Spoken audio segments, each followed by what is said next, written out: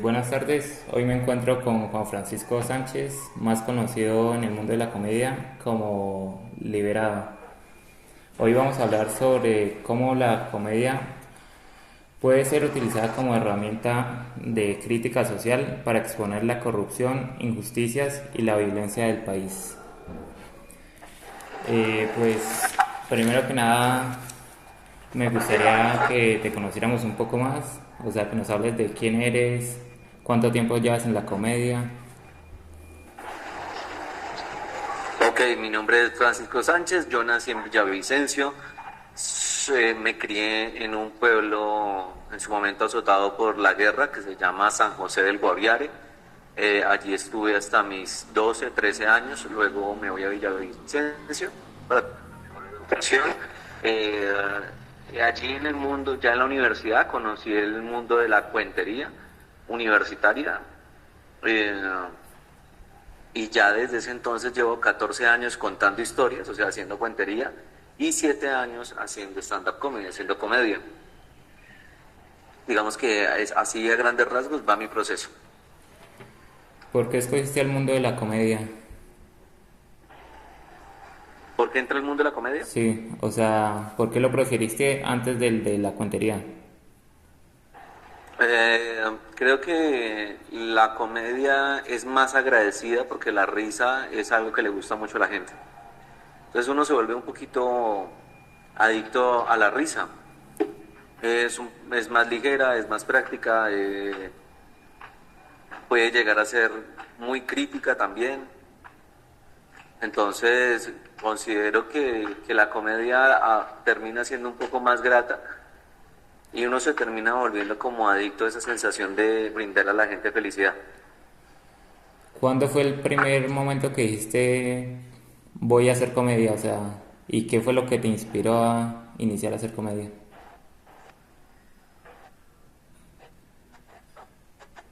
¿No? Recuerdo, es que en mi caso, eh, unos años en el cual fui poco a poco, poco a poco, poco a poco. Porque como primero estuve en la cuentería y luego fui pasándome a la comedia, pero fue muy gradual, no fue como un momento a otro, sino que me sentí contento haciendo lo que amo y, y sintiendo esos chispazos que le daba de felicidad a las personas. Entonces no fue como tal un momento así que yo recuerde específicamente, no.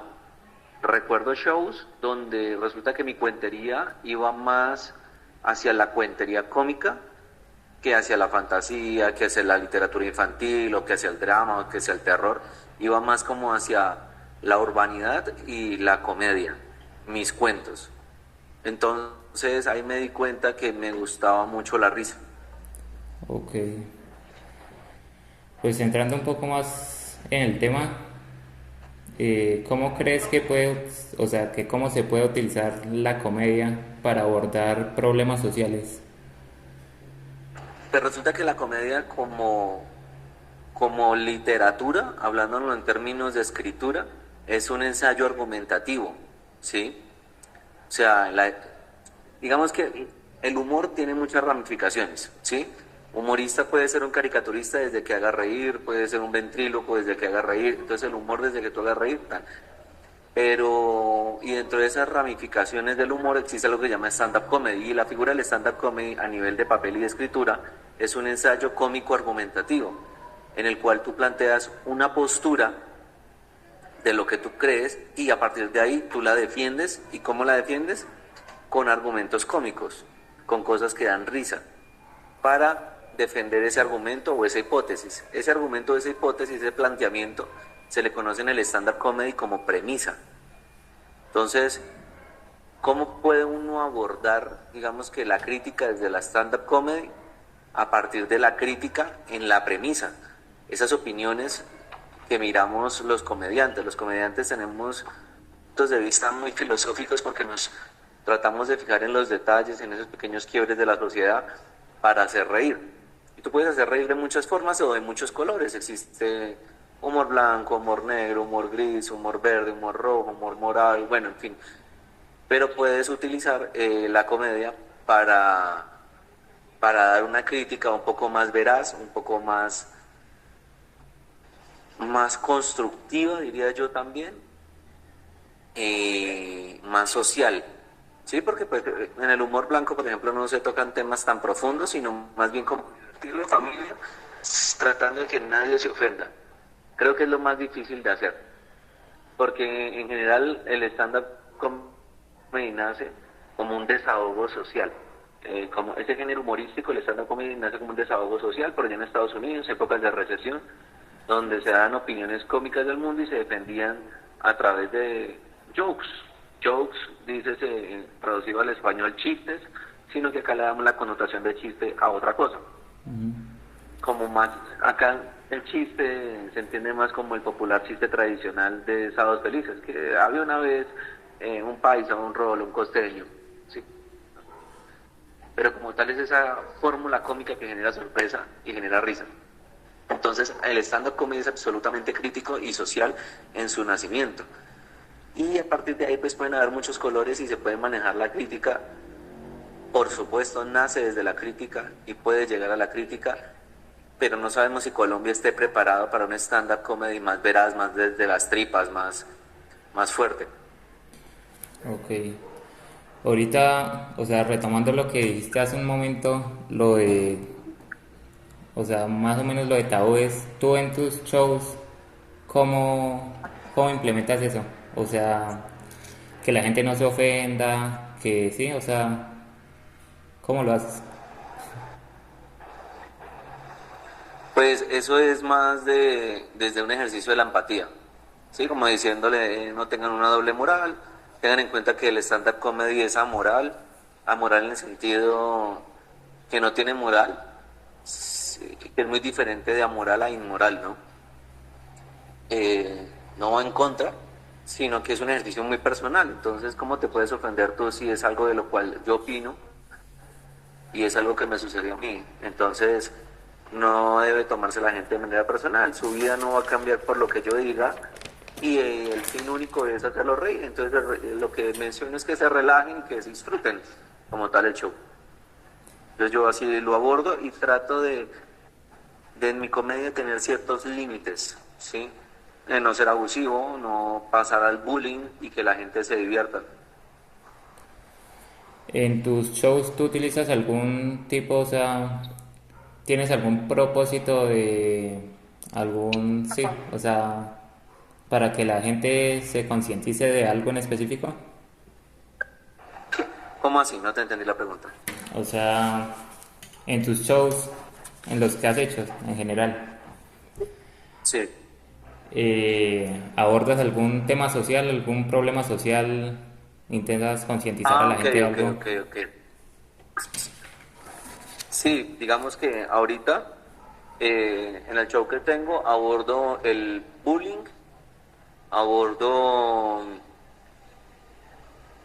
abordo la inseguridad, la delincuencia, abordo la falta de empatía y comunicación en familia, abordo las dificultades educativas. ¿Qué más temas abordo? No, digamos que en este show abordo básicamente eso, la falta de amor propio, el masoquismo social y ya, como muy sencillito, no está tan trascendental a nivel de, ni no toco política, no toco religión, no toco temas como transgresores, no, son como más introspectivos en este show. Ok. Pero sí me gustaría ser un poco más fuerte, o sea, me gustaría cara a futuro un poquito de problemas más fuertes. Me gustaría hablar de los huecos, me gustaría hablar de la delincuencia y sus críticas, me gustaría hablar de la salud en Colombia, la educación un poco mejor en Colombia, de la corrupción, tocar otros temas un poco más pesaditos, un poquito más fronteros. Pues hablando de eso, pasemos de una vez al tema Jaime Garzón. Jaime Garzón, que fue Ok. un comediante durísimo de aquí de Colombia, humorista, que pues desde su sátira le tiraba pues al gobierno, hacía sátiras cómicas, mejor dicho. ¿Qué opinas de Jaime Garzón? Sí. Pues es que Jaime Garzón para mí fue como un estandapero nato, que fue muy crítico y buscaba defender sus argumentos a partir de la comedia, de la comicidad. Entonces, eh, por eso digo que Colombia a veces no está preparada para soportar la crítica cómica. Es una lástima que lo hayan muerto, una lástima no, que no haya podido desarrollar más cosas porque pudo ser mucho más grande, pudo ser mucho más influyente, pudo ser incluso yo creo que no solo en Colombia sino a nivel Latinoamérica. Yo creo que Jaime Garzón hubiera durado unos 5 añitos más, hubiera rodado por el mundo mucho más fuerte. Era muy innovador, era muy disruptivo, hacía personajes, encaraba la situación hasta de manera muy directa y creo que eso fue lo que causó principalmente toda la incomodidad que hizo que lo mataran, lastimosamente. Y pues que es muy triste en que en Colombia maten por un chiste. Sí, Es muy triste que imagínate la violencia es tan grande en Colombia que alguien que dice pensamientos a través de la risa lo matan. Porque más allá no va, más allá no va. exactamente. Digamos que eso me hubiera gustado conocerlo, me hubiera gustado mucho conocerlo, me hubiera gustado poder ir a alguna de sus conferencias. El Jaime Garzón, ¿qué más te puedo decir de Jaime Garzón? Muy intelectual a la hora de hacer una crítica, muy intelectual, muy avanzado para la época. Pareciese que no hubiera sido de acá, porque por el momento no ha habido otro similar. ¿Crees que si Jaime Garzón siguiera vivo, seguiría sacando sátiras y seguiría con las conferencias así con ese mismo tono que tenía? Sí, sí, sin duda. Sería más grande de lo que es ahora, de lo que fue en su momento. Sin duda alguna, Jaime Garzón hubiera sido una cosa loca, hubiera tenido por ahí al día de hoy algún show o algún formato, Juan González, hubiera rodado, hubiera tenido muchas más cosas, hubiera tenido, yo creo que hubiera publicado muchos libros y hubiera sido una figura política importante y trascendental. Ok, Quién sabe a dónde hubiera llegado, pero sin duda alguna a nivel político hubiera tenido influencia. sí, claro. ¿Qué opinas sobre la forma en que Jaime hacía sus sátiras como críticas sociales, utilizando el humor como herramienta para exponer la corrupción? Arriesgado, arriesgado, tenía muchas huevas. Arriesgado, supremamente arriesgado.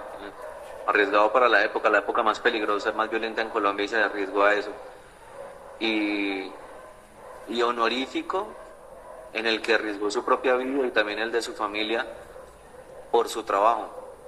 Y eso también es un poco triste, ¿no? Lastimosamente.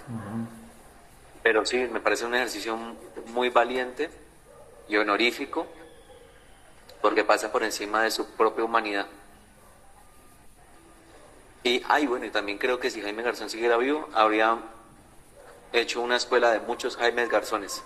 O sea, habría mucha gente que tendría licencia para seguir ese tipo de humor. Y ya pues por último, podrías dar así como una conclusión breve, o sea, si tú crees que con el humor sí se puede hacer cambios sociales, políticos, inclusivemente hasta personales. Claro, claro, el humor es una herramienta fundamental de comunicación que puede decir las cosas. Pero hay alguien dice, hay una frase que dice que una sonrisa vale más que 1000 palabras.